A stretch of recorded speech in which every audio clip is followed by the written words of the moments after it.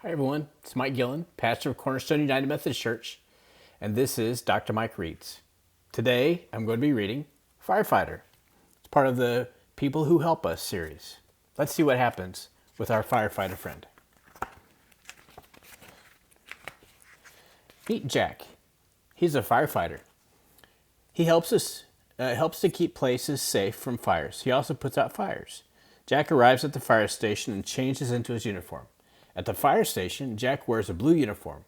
When there's a fire alarm, Jack puts on a fire suit, a helmet, and heavy black boots. His uniform lets people know that he is a firefighter.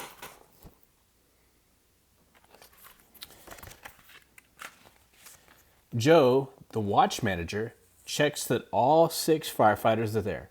First, Jack and the other firefighters have to make sure that everything is working properly before the next alarm bell goes off.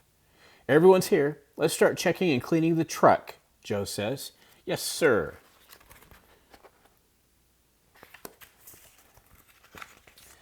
Later that morning, Jack puts in a new smoke alarm for Mrs. Patel.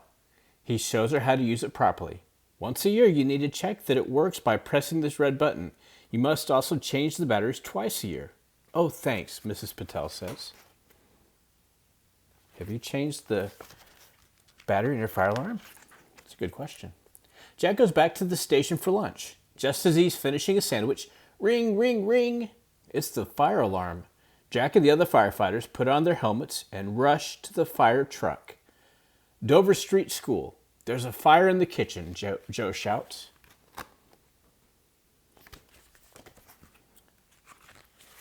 Jack drives and puts on the sirens so other cars on the road will move out of the way.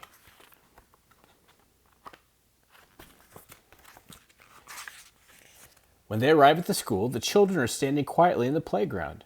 There is smoke coming from the building. Carl talks to the teacher to find out what happened. Is there anyone trapped in the building? Carl asks. No, all 75 children are out. It's a small school.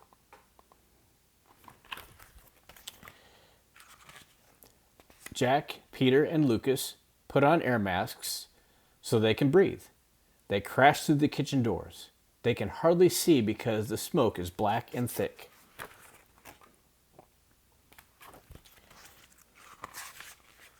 Look, it's coming from the ovens. They spray water onto the flames until at last the fire is out.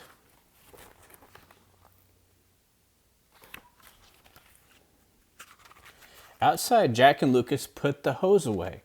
Peter and Max look to see what started the fire. They also check that the building is safe before everyone can go back inside.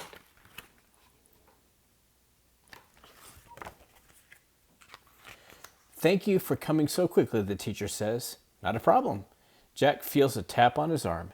Please, sir, can we climb on your fire truck? Jack laughs. Not today, maybe another time.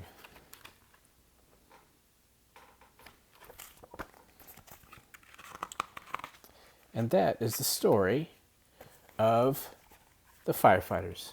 Thanks for joining me for this edition of Dr. Mike Reads. The end, my friends.